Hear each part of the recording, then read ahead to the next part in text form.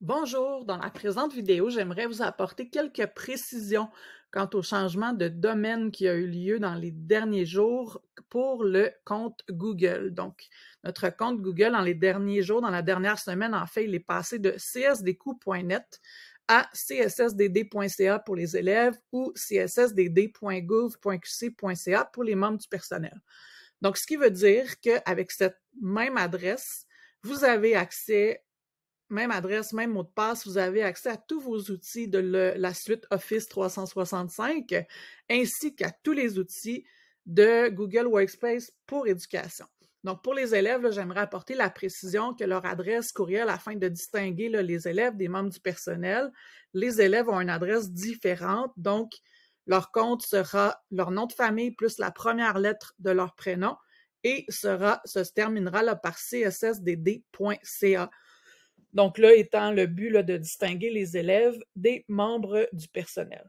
Donc, pourquoi on parle de Google Workspace for Education? Peut-être que vous avez eu vous avez été mélangé un petit peu là, quand on vous parlait de ce terme-là. C'est qu'en fait, avant, on parlait de G Suite for Education ou de Google Apps for Education. Donc, c'est tout simplement un changement de nom qui a été fait chez Google en février 2021. Et on parle désormais là, de Google Workspace for Education. Donc, c'est le terme que vous allez voir. Donc, quand on parle de Google Workspace, pour ne pas vous mélanger, là, c'est vraiment l'ensemble des outils Google qui sont offerts là, pour l'éducation. Donc, on parle de Classroom, de Forms, de Sites, Slides, Sheets, Docs, de calendrier, Drive et de Meet, de Google Meet, évidemment.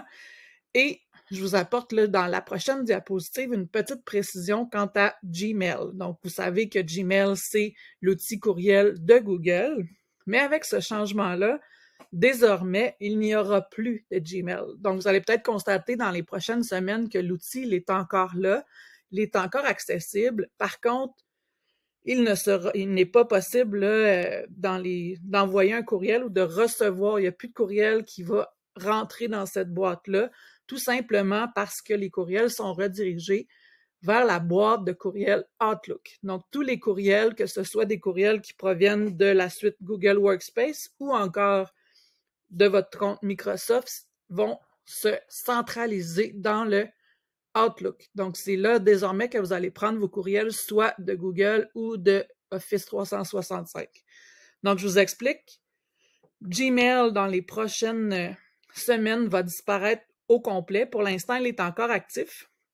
Mais comme je viens de le préciser, il n'est pas possible de recevoir des courriels ni d'envoyer de courriels à partir de cet outil.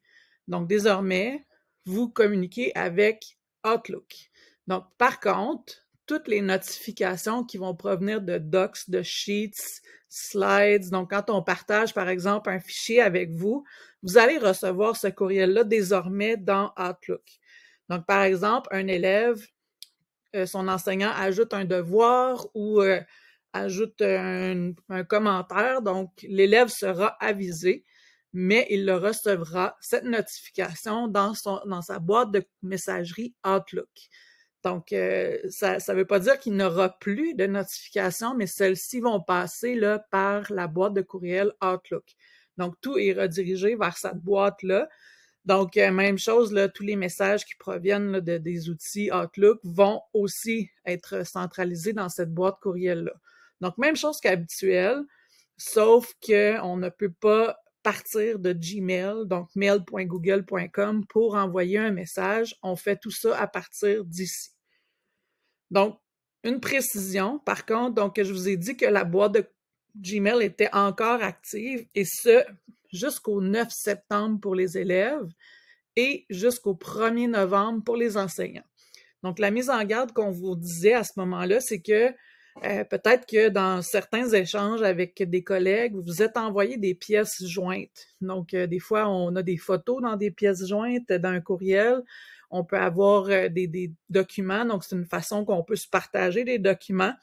Donc, comme cette boîte-là va disparaître, donc elle sera plus accessible là, dans les outils Google, on la verra tout simplement plus.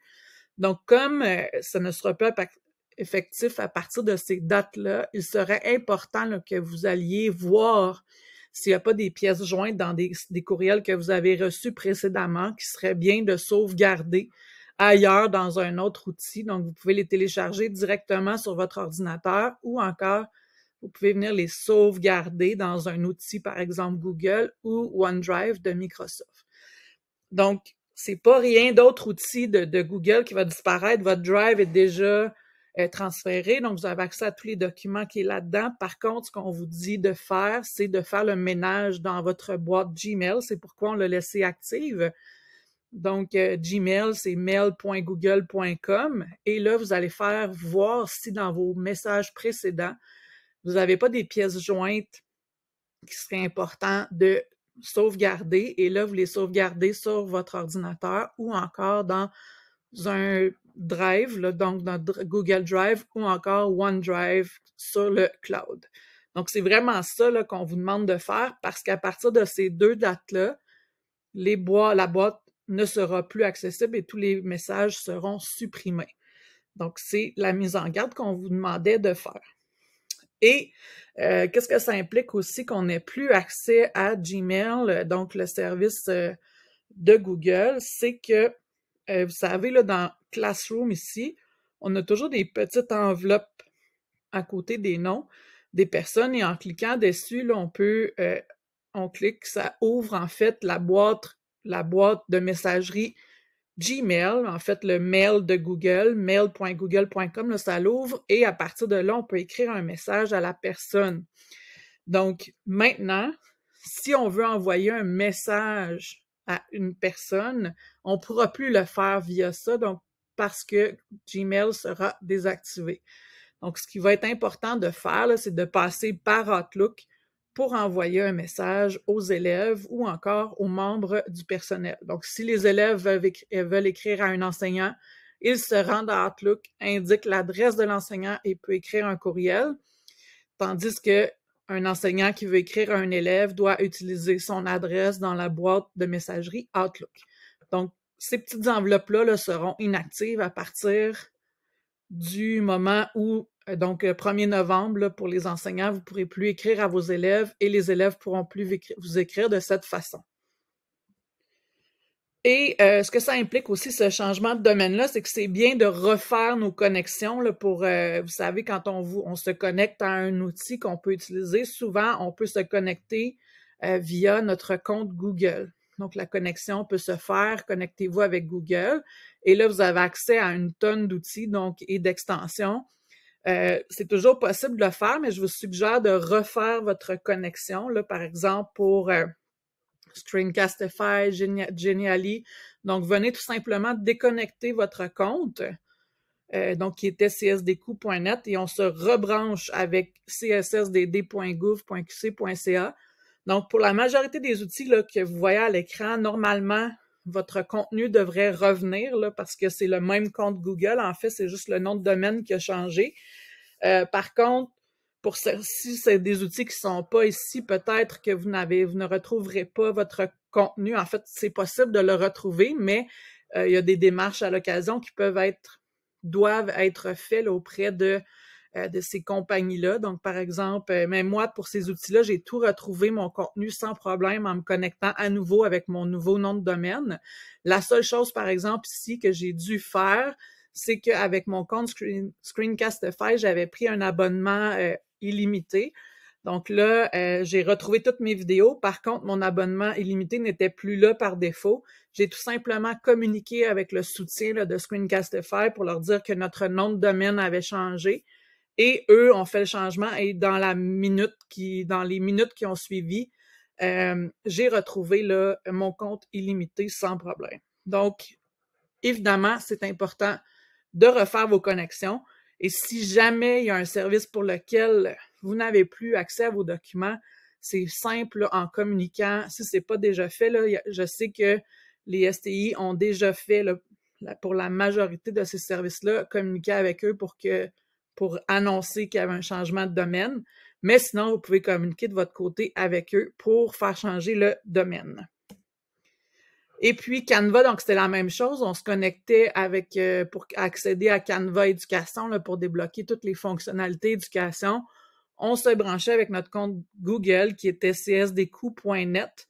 Donc, désormais, votre connexion là, sera justement avec votre compte Google cssdd.gouv.qc.ca.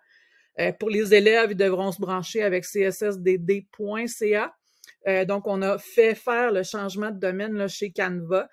Donc, l'outil, là, peut-être qu'il y en a qui ont déjà essayé de se brancher à Canva dans les derniers jours et que ça ne fonctionnait pas. Donc, s'il y avait un message d'erreur, sachez que la démarche est faite avec Canva pour changer le nom de domaine et que ça devrait revenir disponible dans les prochains jours. Donc, on l'espère.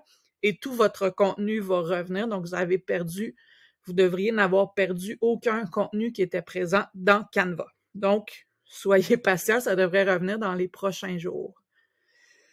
Une chose qui est importante là, quand vous êtes connecté dans votre furteur Chrome, c'est de vous assurer d'avoir le même compte. Donc, vous voyez, dans les deux, là, on a dans la fenêtre et en haut, dans ma barre d'outils. Donc, c'est important de vous assurer de ne pas avoir votre compte personnel, par exemple, ici, et votre compte pro en haut. Donc là, moi, ici, vous voyez, c'est le même visage qui est là. Donc, c'est mon compte cssdd.gouv.qc.ca ici. Et dans ma fenêtre également, c'est mon compte Corinne Gilbert, cssdd.gouv.qc.ca. Donc, ce que ça fait, là, si par exemple, vous avez votre compte perso qui est connecté dans une fenêtre, c'est qu'à l'occasion, vous venez pour ouvrir des documents là, qui sont disponibles uniquement au nom de domaine de notre centre de service. En fait, c'est là que ça occasionne des erreurs, puis ça vous dit que vous n'y avez pas accès. Donc, c'est important de ne pas avoir votre compte personnel dans un ou l'autre, là, parce que c'est là que quand on vous partage des documents, ça peut amener certains problèmes pour l'ouverture des documents. Donc, j'ai fait le tour et si jamais vous constatez là, une problématique, je vous invite à compléter un billet là, dans le portail d'assistance TI. Et puis, ils vont évidemment essayer là, ils vont traiter la demande, puis ils vont essayer d'apporter une attention là, particulière à vos demandes qui concernent évidemment le changement de domaine pour le compte Google.